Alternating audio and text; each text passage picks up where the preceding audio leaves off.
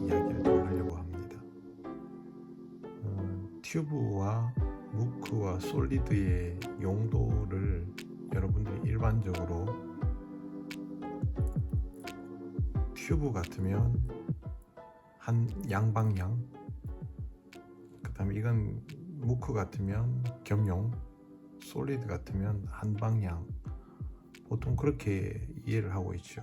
튜브 톱은 목내림하고 되돌림을 다 보고, 무크 톱도 필요에 따라서 되돌림을 보지만 목내림 중에 입지를 보는 비율이 높고, 솔리드 톱 같은 경우는 목내림 중에 공략을 하는 그런 낚시에 쓰여진다 라는 게 우리가 알고 있는 일반적인 이해입니다. 뭐 어찌되었건 나는 그냥 내 스타일대로 쓸 거야 그러면 그렇게 쓰면 됩니다. 뭐 그거 자기 자유니까요.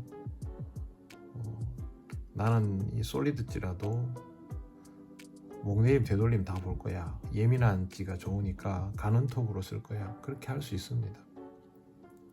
밥을 못 잡으니까 나는 여름이든 겨울이든 튜브톱으로 구사를 할 거야. 그럼 좀 두꺼운 톱으로 할 수도 있겠죠. 이거보다 더 두꺼운 톱이 나올 수도 있습니다. 근데 또 겨울에 두꺼운 톱을 하다 보면 찌가 좀 뭐 둔하네, 표현이 부족하네. 근데 나는 이 찌는 쓰기 싫고 이걸로 하면 좋겠는데 이걸로 하니까 떡밥이랑 안 맞네.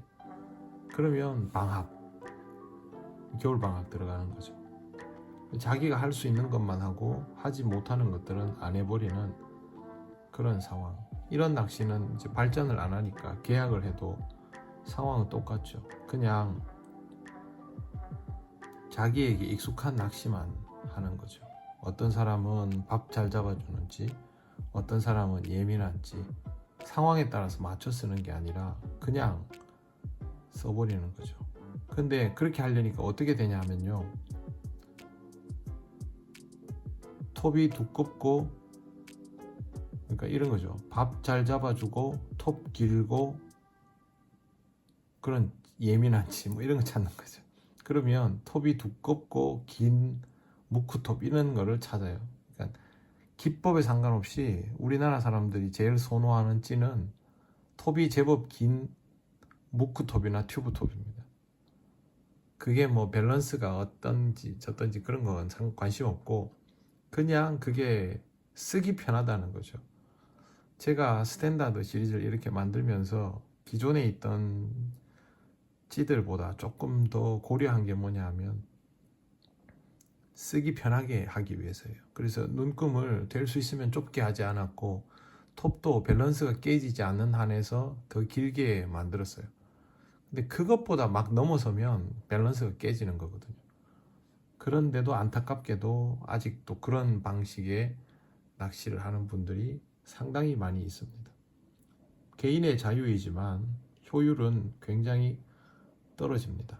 떨구어 넣기가 안 된다고 무조건 고부력 넣어가지고 낚시에서 빨리 내려가게 만드는 것도 사실은 굉장히 비효율이죠.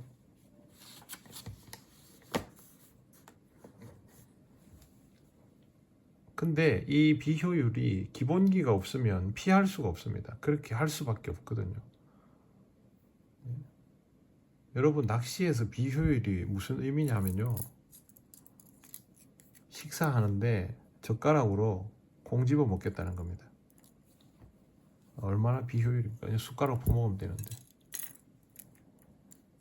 그래서 우리가 찌를 사용할 때는 기능을 보고 거기에 맞춰서 이해할 필요가 있는데요, 일반적으로 튜브 톱은 되돌림, 무크 톱은 겸용, 솔리드는 목내림, 그렇게 이해를 하는데 중요한 건 고기들이 변하고 있습니다. 고기들이 점점 움직이는 것에만 더 반응하고 정지 상태의 반응은 효율이 아주 떨어져 가고 있어요. 이미 오래전부터 이런 모습들이 늘어나기 시작했는데 지금은 점점 더 그렇게 됩니다. 움직이는 상황 중에서 공략하는 게 훨씬 더 비중이 높아지고 낚시도 그렇게 가고 있고, 또 이 낚시가 경쟁하고 있다 보니 가능하면 사이클을 빨리 돌려낼 수 있는 게 잘 하는 게 됩니다. 막 뭐 까대기를 해서 밥을 많이 넣고 그런 게 아니라 건강하게 컨트롤 하면서도 템포를 지켜나갈 수 있는 게 좋은 방법이기 때문에 이제는 이 톱을 사용하는 방식이 바뀌었다는 거죠. 지금의 낚시는 단순한 목내림 구간과 되돌림 구간의 공략이 아니라 층을 넓히느냐 좁히느냐의 차원으로 접근되고 있습니다. 입질폭과 사용하는 떡밥의 구사도 거기에 맞추어서 이루어지게 되는 거죠. 자, 그러면 예를 한번 들어볼게요. 활성이 올라갑니다. 활성이 올라가면 고기의 밀도는 높아지죠. 우아질이도 빨리 됩니다. 활성이 내려갈수록 고기의 밀도는 옅어집니다. 우아질이도 생각보다 쉽게 되지 않습니다. 오히려 활성이 떨어지면 우아질이를 좀 식혀가면서 구사를 해야 될 수도 있습니다. 그러면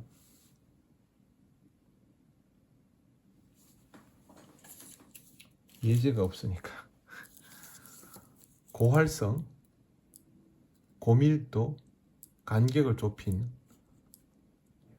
고활성의 고밀도이면요, 간격을 좁히는 게 좋습니다.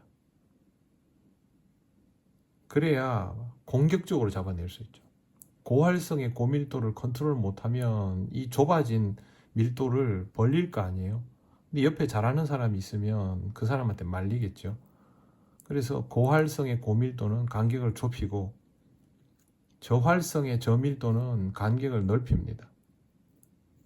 자, 그러면 어떻게 되냐 하면 활성이 높아질수록 고기의 밀도가 쉽게 높아지는데 그때 톱을 길게 사용하면 그 길어진 것 때문에 이 공간이 오히려 벌어지게 되죠. 그러면 고기가 경쟁하는 부분들은 떨어지게 됩니다. 압축률이 떨어진다는 거죠. 압축률이 높고 우아질을 컨트롤할 수 있으면 타나에서 굉장히 공격적으로 먹어주는데 압축률을 벌려버리면 오히려 그 템포가 늘어지게 될 수 있다는 거죠. 여러분, 있지랑 있지 중에 어느 게 빨리 일어서겠습니까? 다리 길이를 물론 조절해서 밸런스를 맞춰놨지만 작은 찌가 훨씬 쉽게 일어서고 구간도 짧아집니다. 그러면 밀도가 올라갈수록 이런 톱이 짧은 찌를 사용해서 낚시를 구사할 수 있으면 더 좋아지는 거예요. 제가 왜 이렇게 말씀을 드리냐면, 자, 요즘 낚시는 낙하 중에 거의 공략을 한단 말입니다. 그러면 여기서부터 여기까지, 그러니까 반대로 여기서부터 여기에서부터 여기까지, 저는 이 삐딱하면 찝찝해서 여기에서부터 여기까지 내려가는 이 시간, 여기서부터 여기까지 내려가는 이 시간, 어디가 회전이 빠르겠습니까? 이게 당연히 빠르죠. 그래서 낚시를 할 때 활성이 올라갈수록 솔리드 톱을 쓰는 게 아니고요, 활성이 올라갈수록 톱 구간이 짧아집니다. 솔리드가 됐든 무크가 됐든 뭐 튜브가 됐든 상관없이 이 구간이 점점 짧아지면서 이 좁아지는 밀도들 속에서 공격적으로 뽑아냅니다. 그러면 회전이 빨라지겠죠. 여기서 여기까지 도달하는 시간 금방이잖아요. 이거는 천천히 내려갑니다. 천천히.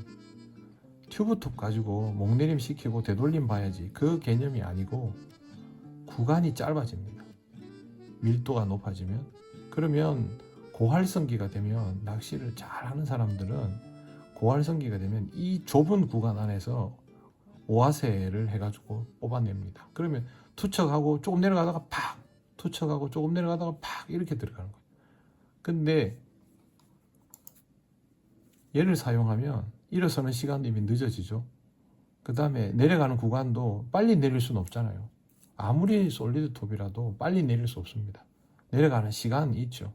그러면 이 구간을 다 봐야 되는 거죠. 얘 다 볼 동안 얘는 벌써 다 끝나고 되돌아오는 시간이에요. 그러다 보니까 고활성기일수록 짧은 스트로크를 이용하고, 활성이 떨어질수록 밀도가 옅어지고 입질 반응도 떨어지고 하기 때문에 긴 스트로크를 이용해서 낚시를 하게 되는 겁니다.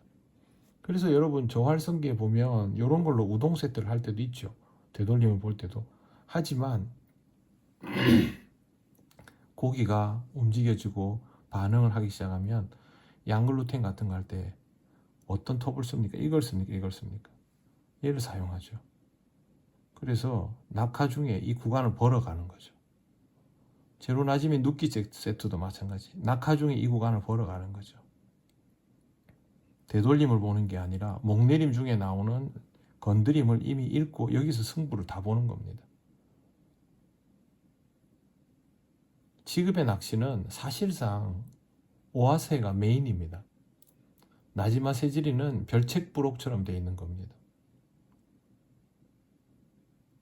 예전에는 나지마 세지리가 메인이고 오아세가 별책부록 같았지만 지금의 낚시는 양당고든 우동이든 다 오아세가 메인입니다. 건드림을 내가 잘 읽어낼수록 오아세가 메인이 되도록 만들 수 있습니다. 왜? 위에서부터 미리 건드림이 나오기 시작하면 그 다음에는 아무 구간에서는 공략할 수 있으면 되고 우아지리는 컨트롤만 하면 되거든요. 옛날과 달라진 거죠. 옛날에는 정지 상태에서 목내림 딱 시켜놓고 안정화를 시켜놓고 되돌림 중에 딱 이렇게 했지만 지금은 그렇게 하지 않습니다. 똑같은 튜브톱이라도 회전율이 좋고 공격적으로 구사하는 사람이 월등하게 유리하거든요. 집어도 훨씬 더 빨리 됩니다. 밥이 크면 집어가 빨리 될 것이죠. 아닙니다. 작은 밥으로 회전율이 빠른 사람이 이깁니다. 그래서 지금은 개념이 예년과는 달라졌다라는 것을 기억을 하셔야 됩니다. 낚시 진화합니다. 고기의 습성이 바뀌는데 낚시가 당연히 진화하지 않겠어요? 진화합니다. 저 같은 경우는요, 이 세 개의 찌를 쓸 때 어떻게 쓰냐 하면 우동 세트를 해서 되돌림을 봐야 되겠다 할 때는 물론 이걸 쓰지만 저는 이 세 개를 상황에 따라서 그냥 씁니다. 활성이 좀 떨어질 땐 얘를 씁니다. 가운데 거. 그런데 많이 추워지면 얘를 씁니다. 얘를 가지고 양글루텐을 구사하거나 제로나지미를 구사하거나 그렇게 하죠. 물론 제로나지미 찌는 스탠다드한 건 이거보다 더 가늘고 톱이 더 길고 해서 스트로크 구간을 더 볼 수 있지만 이걸로도 그렇게 구사합니다. 활성이 조금 올라가면 이걸로 오아세를 구사하겠죠. 그런데 활성이 더 올라가서 고기가 바글바글하다 그러면 이걸로 넘어갑니다. 왜? 톱이 길 필요가 없거든요. 빨리 회전을 시키는 거죠. 고활성기일수록 짧은 톱으로, 활성이 떨어질수록 긴 톱으로 그렇게 이해하면 됩니다. 지금 구사하는 낚시들을 보십시오. 겨울에 사람들이 뭘 구사합니까? 떡밥 노말 세트 해가지고 되돌림 보고 앉았습니까? 아니죠. 요즘은 여름이건 겨울이건 뭐 닷대사소이 제로나지미 전부 보면 낙하 중에 입질만 공략하려고 들잖아요. 양글루텐 다 낙하 중에 입질이고 초칭도 마찬가지죠. 낙하 중에 입질을 우선적으로 보고 안 될 때 제한적으로 되돌림 한두 목만 보지요. 심지어 속고쩌리 같은 경우에도 옛날보다 떡밥이 가벼워지고 있습니다.